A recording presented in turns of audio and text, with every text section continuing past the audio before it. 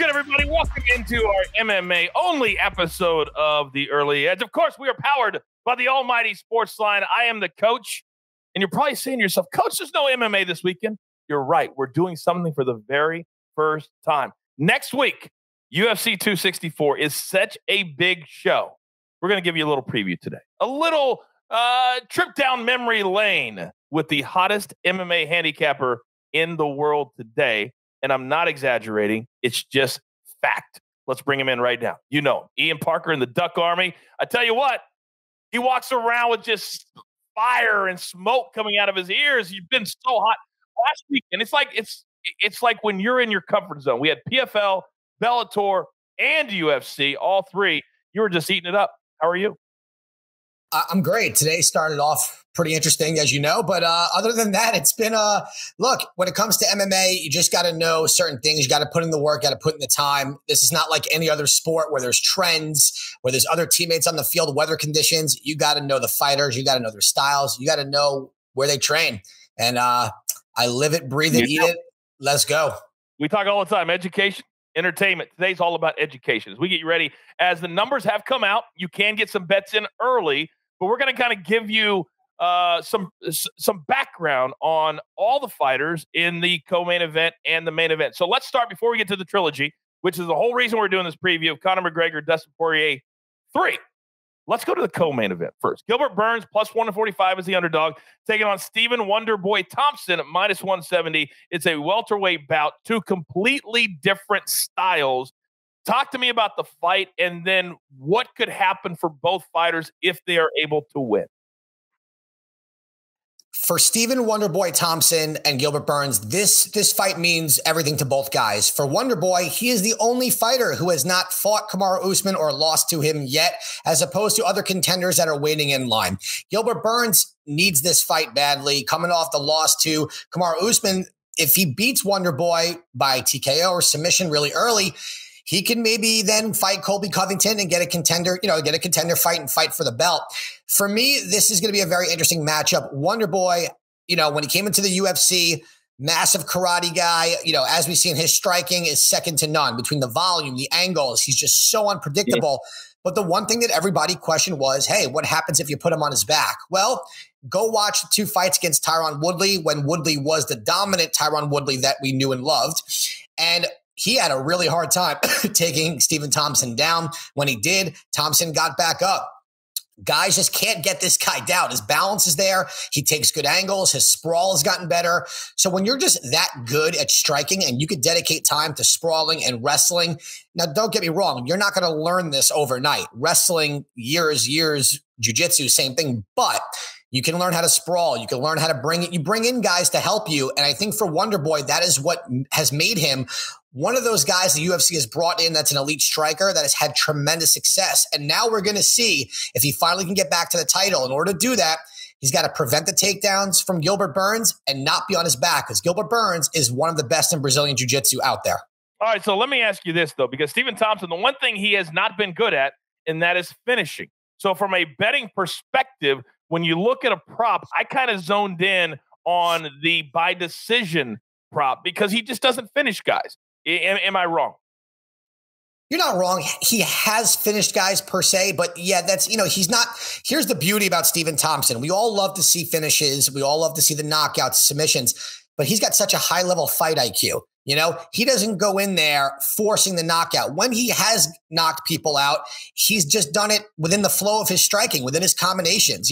When you're an MMA fighter, you could even say with boxing too, when you throw too much power into your strikes, usually you gas out, you miss. When you just let it flow, do your combinations, the power is there with your technique. That's why Wonderboy is such a special fighter. So do I like the decision that you just said? Yes, I agree with you. Gilbert Burns is a hard guy, to put away. We know Kamaru Usman did it, but I don't think Wonderboy possesses that same power as Usman. He's also not that type of fighter. He's more of the touch and go, get out of the way, and he's not going to allow Gilbert to get close or brawl. So Coach, you kind of beat me to the punch there. Whoever does win that fight, I have no problem with you taking that prop by decision. I think it's a good call. Yeah, all the props definitely come out at the beginning of the week. We'll have we have a lot of picks next week on the show. So keep an eye on the decision, but also Ian on social media. And also, you never know, we're going to throw a video or two out there as well on the props for the co-main event. Now, let's get into the main event, because this is going to be one of the great fights of all time, we hope. It's one of the great rivalries. It spans several years. They fought twice. This will be the third and probably final time. It's essentially a coin flip, but I want you to go back to the first fight and 7, 8 years ago, and what Conor McGregor was able to do then. Let's start with that one. Look, they were both fighting at 145 pounds. Conor was on the rise. Dustin was a prospect as well. What happened, the Dustin that you saw there, though, is not the same Dustin you are seeing now. And same goes for Conor. I'll start with Dustin. Back then, he wanted to knock out Conor. He allowed the emotions to get involved. He allowed Conor to get into his head. And for a guy that was a black belt, or still is a black belt in Brazilian Jiu-Jitsu, that was winning most of his fights, he was on a really good winning streak then by submission, wanted to get into a firefight with Conor to prove a point. And the composure wasn't there. And look what happened. This is the same thing that goes with a lot of guys that fight Conor. The only guy early in Conor's career that gave Conor fits was Chad Mendes, who was like, listen, Conor's got the reach. He's got the left hand. Why am I going to stand and bang? I'm going to get dropped. He's got the power. So what did Chad do? Chad out-wrestled Conor up until he gassed out, and then Conor hit him with one punch, and that's how Conor became, won and then fought Jose Aldo after that. The improvements made between the two fighters are so different, and this is what leads to the second fight. Okay, number one, different weight class for Dustin. He's so much better at 55. Doesn't have to worry about the cut, and you could see that in his cardio. I mean, you could see it. I hate to say in the damage he's able to absorb between the Justin Gaethje fight, between the Dan Hooker fight. I mean, against Hooker, he was down 2 rounds to none, took everything, and then came back and dominated the rest of the fight. The thing with Dustin that we have seen is the improvements he's made in his striking game. I mean, it's not a brawl anymore. It's technical. His boxing may be the best in the division. Okay. And you add in calf kicks, and you add in the fact that the guy's a black belt in jiu-jitsu. He always has that to fall back on. All right. Can we say the same for Conor? The answer, no. You go and look at what he's done over the years. With Jose Aldo, he won the belt, never defended the 45-pound belt, ever. Goes up and fights Eddie Alvarez, beats him, knocks him out. Okay, what happens next? He fights Khabib, right? So outside of the Nate Diaz fights, okay, we haven't seen Conor go very far. So if Conor doesn't knock you out early on, his cardio falls. We see videos of him running in the streets and biking, but what does that mean? It means absolutely nothing. Look what happened in this fight. Dustin controlled the narrative the whole way. Calf kicks. He took away Conor's power. He poured on the volume. He didn't let Conor get that left hand off. And Conor's confidence, I think, also drops when he doesn't knock someone out right away. Let me come in. Let me ask you this then. If that is the case, then if you're Conor McGregor and he always comes out fast, are we going to see somebody that comes out from the bell and just goes bananas because he has this history and many fights, as you just alluded to, that he gasses out in the second or third rounds or fourth rounds, which he's done against Diaz, against all the guys. So do you think he's going to come out even faster? He can't. And the reason why he cannot is the same way he couldn't against Khabib Nurmagomedov. Dustin has the ability to take him down and hold him down there and work a submission game. The problem I think for Conor, and listen, he's with a good camp. His coach, John Kavanagh, is one of the best in the world. However, I don't know who they really have brought in that helps Conor prepare for fights. You look at Dustin, he's at American Top Team. Look who he's training with across the board. If you're the best guy in the gym and no one's challenging you, pushing your limits, how do you get better? This sport is so unforgiving. Look what happened to Ronda Rousey, dominating, loses to Holly Holm. She doesn't bounce back. Amanda Nunes, once you're figured out, if you don't grow with the game, you're left behind. And that happens to fighters. It doesn't take away from their legacy. Okay. But look, when Conor fought Khabib, we all knew what Khabib was going to do, right? Stand with him for a little bit, pressure him, out-wrestle him, grind him. Exactly. Dustin has that ability. So Conor cannot come out blitzing. He has to stay composed. He's got to make sure that he doesn't get that calf kick destroyed. And he's got to really use that punching. He's got to really get that going early on without gassing himself out. All right. So here's the deal. Nobody bounces back from a win, usually on the night he loses on social media, more than Conor McGregor. It almost acts as if what just happened didn't happen. Right. Let's talk both guys quickly on what a win does for their career and where it goes. Let's start with Poirier and then go to Conor McGregor. Well, for Dustin Poirier, I think it's very simple. He gets a title shot. He passed up on the title shot to fight Conor in the trilogy. So to me, that means he went for the money, right? We know it's a money fight. I get it. He believes after that fight, he's going to win again. So why not take the money, wait for the title shot, and then go fight Charles Oliveira? So that's what that would mean for Dustin. If Conor wins, that's up to Conor. Does he go and fight Charles Oliveira? Does he feel the need to go chase this title? Or does he just say, you know what? I got my win here. What's the next biggest money fight? And I think win or lose, that is a trilogy fight with Nate Diaz. Okay. Now, the other option that they could do is have Conor fight Kamaru Usman at 170 for the belt because it would sell. However, that's a nightmare matchup for Conor, size-wise, strength-wise, cardio-wise, wrestling-wise. It's just, to me, you don't need to chase a belt when you've already won 2 belts in 2 other divisions. So for me, win or lose, if Dustin doesn't want to fight Oliveira for the belt, if he doesn't believe that's a good matchup, and I think we all know that's a nightmare matchup on the ground, like beyond, between the range and just everything for Oliveira, Conor versus Nate, the trilogy, there's no better time for it. Even though Nate lost 98% of that fight against Leon Edwards, that last 1 minute is what we keep seeing, right? Right. So the stock is up. So why not have him versus Conor? Because that's just a legacy fight.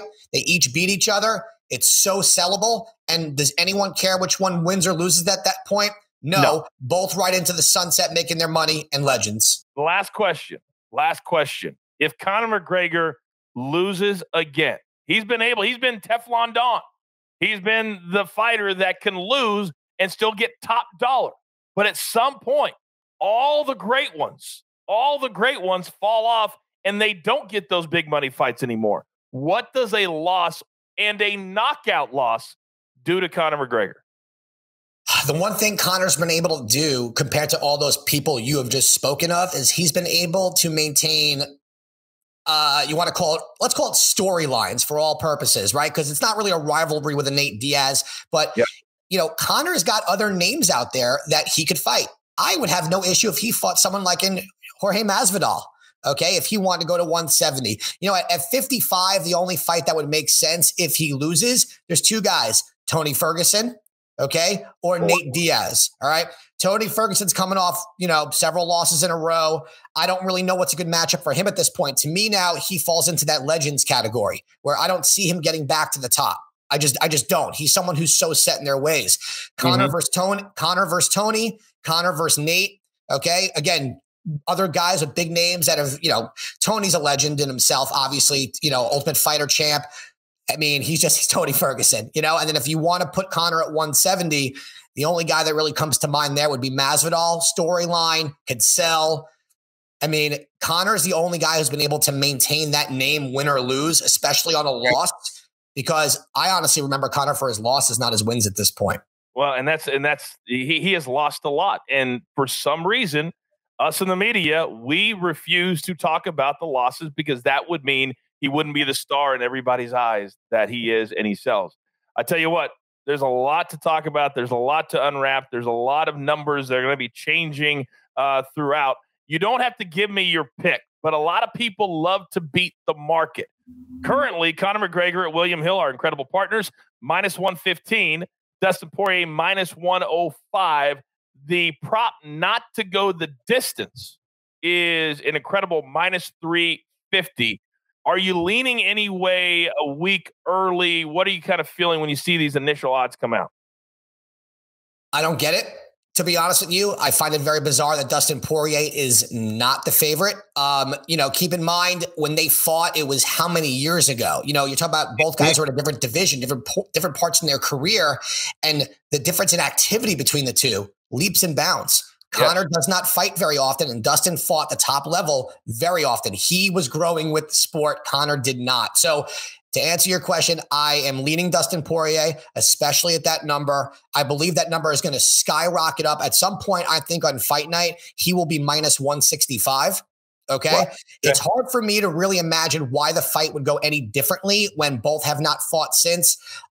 They're not in different training camps. They both don't have any injuries. So what adjustments needs to be made on either side? Conor's the one that needs to make the adjustment, not Dustin. So to answer your question, I think that's a steal of a number for Dustin right now.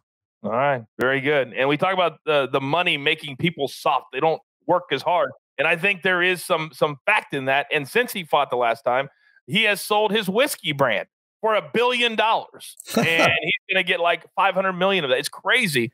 The man prints money. How do you get motivated to want to go in and fight when you have that much money? But like Dustin says, in all of the promotions, you can't buy heart. You can't buy heart. I believe All right, it. we're going to be back next week with an entire preview. And my man Ian has told me he loves a ton of fights on this card. A ton means a ton of cash. A ton of cash. All right, I'm going to put him back in his bubble because we like to protect our guys. But you've got your marching orders. And this week is to watch our show next week. So between now and then, take all of your tickets straight to the pay window. Free and Parker and the entire Duck Army for the jeweler who puts it all together here at the brand. I am the coach. We'll see you next week right here for a full preview, picks, the whole 9 yards. MMA only. Early Edge. See you then.